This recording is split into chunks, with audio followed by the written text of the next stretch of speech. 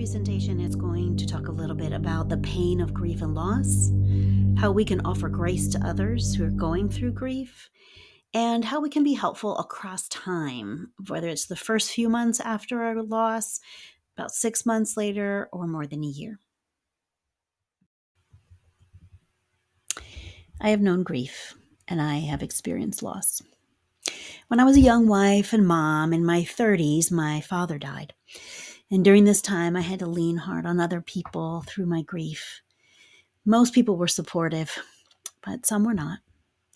A well meaning but poorly informed friend says, God always takes the best of us first. Or maybe you've heard someone say, God will not give you more than you can handle. Someone asked my mom just weeks after losing her husband of 38 years if she's thought about remarrying and that they might know someone. Or maybe someone might say, I know just what you're going through. And then they end up spending a long time talking about a loss they had a long time ago. Maybe this sounds familiar to you. Maybe you've experienced these things yourself, or you've witnessed them at a funeral that you have attended. Most of us don't really know how to help people who are going through grief and loss. We know about funerals and casseroles. We send cards and we offer well meaning but sometimes unhelpful platitudes. And then grieving people often find that friends and family take a big, giant step back and disappear from their life for months. You might want to discuss this question with others in your community. What kind of unhelpful things have you witnessed in times of grief and loss? Surely we, as a church, can do better. We can create a culture of care, comfort, and compassion when our sisters and brothers in Christ face loss and grief.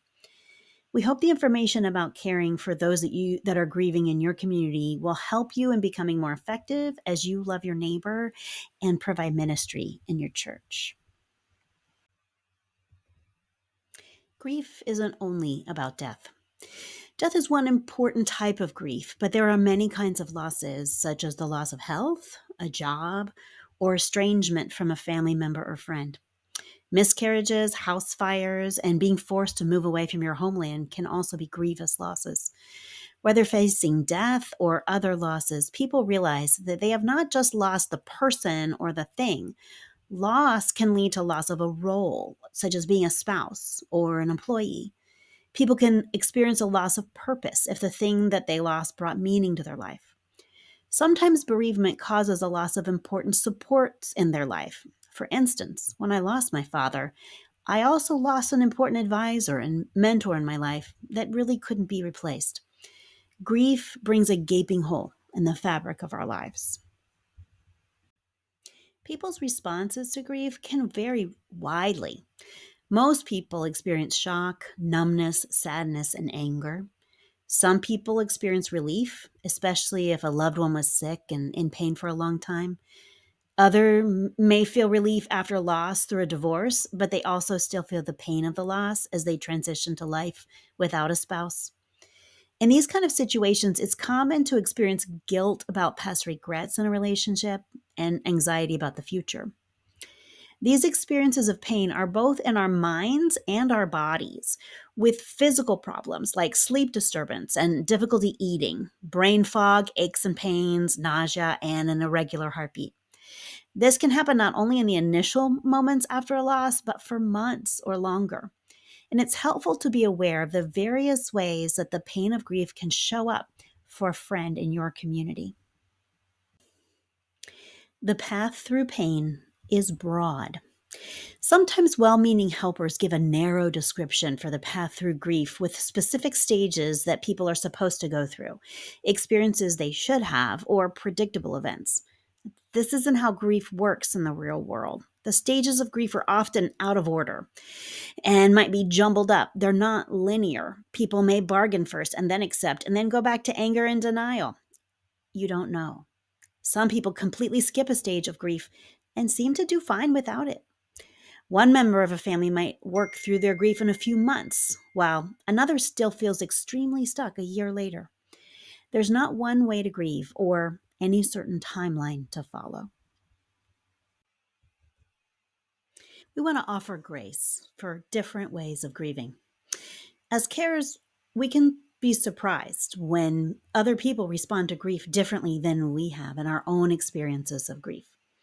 Members of a family or community can be surprised how others experience the exact same loss and handle it so differently. While it's important to watch out for self destructive behaviors during grief, such as drug use or excessive spending, we want to be gracious towards those experiencing different types of grief. It's helpful to communicate to your friend that their experience is uniquely their own, but you're with them, and ultimately, God is always with them. You should consider the timing when you're helping someone who's grieving and think about how long has it been since they've had their loss. You will see a unique path for every person in their journey, but there are markers along the grief path, and we thought it might be helpful to share those. It's sometimes helpful to know that what might be going on across the months and what should be ahead for most people most of the time, and how you might support them in their journey. For instance, in the first month tends to be deep in shock, numbness, and people often need practical help. Things like food, chores around the house, making sure bills are getting paid. Churches are often quite good at this, at providing food and practical help, but it can be good to ask those closest to the grieving person what practical help they need the most. Sometimes churches can add burden to a person when someone brings in 20 casseroles the night after a funeral, and most of them end up having to be thrown out due to allergies and freezer space. So, a thoughtful conversation with the grieving person or someone close to them can really help to plan that practical help. As you work with someone first through their first few months after a grief or loss, and the initial shock begins to wear off, the loss will begin to sink in for your friend. Routines are often disrupted, plans have to change, and stronger feelings of grief can sometimes rise up. This is a phase where a lot of friends end up stepping back, not knowing what to do in the face of such strong feelings and the confusion that goes with it. But the friend who can stick close like a brother becomes the hands and feet of God. It's important to not take over their life, even though they are struggling. Ask them what choices they would like to make and whether or not it's a good time to visit with them or to call them. In discussions, you can listen when they think through their changing routines and plans without influencing them. A good friend will be a good listener in this time, caring and compassionate. You can frequently remind them how hard this is and that their struggle is an important one. Some people will get angry with God, their family, their pastor, Christian friends in this phase. Stick with them, listening compassionately and empathizing with their anger. It means that God and those people or organizations, your church, are important to them if they feel angry about something. The psalm has many lament verses or chapters that help legitimize feelings of anger when we have loss and grief. A good sister or brother can also help direct or discourage unhelpful people in the life of your friend, such as maybe a family member who wants to take possessions or church members on Sunday morning who seem to say unhelpful things. If the person is vulnerable, you can watch for potential financial or personal predators that can come out after a death or a loss. Your presence in moments like that can really be helpful to your friend.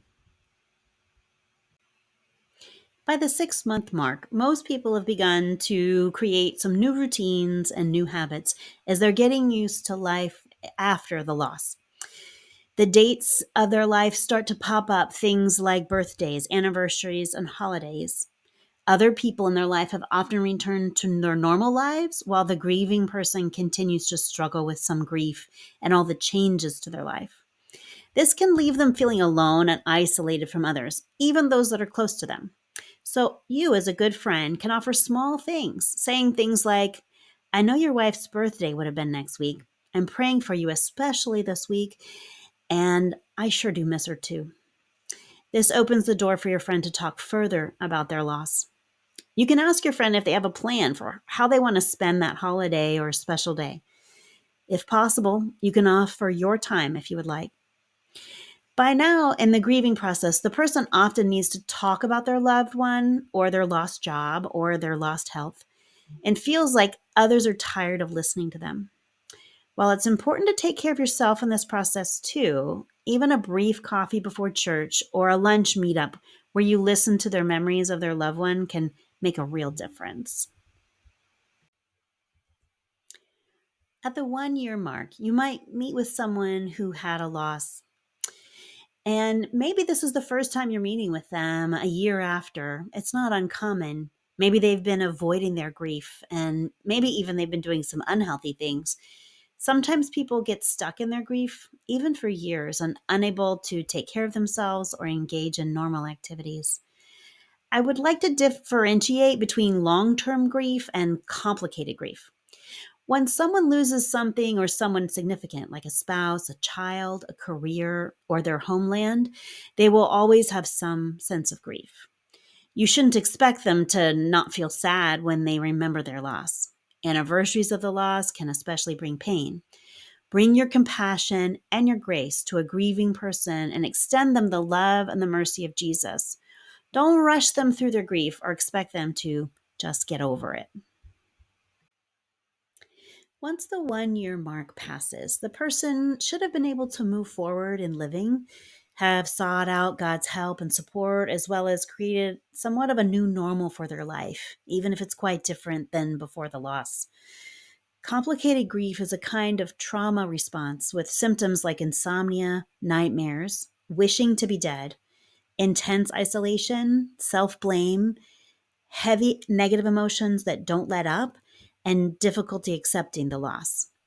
The person in complicated grief will show little growth in their ability for self care or creating new normals a year after the loss. This kind of complicated grief deserves some professional support. Ask your church leaders for a referral to someone that your church trusts in your community if your friend is experiencing complicated grief. We can look forward to the day, one day, when the last person on earth has to die, and we are all raised up with Jesus in the second coming.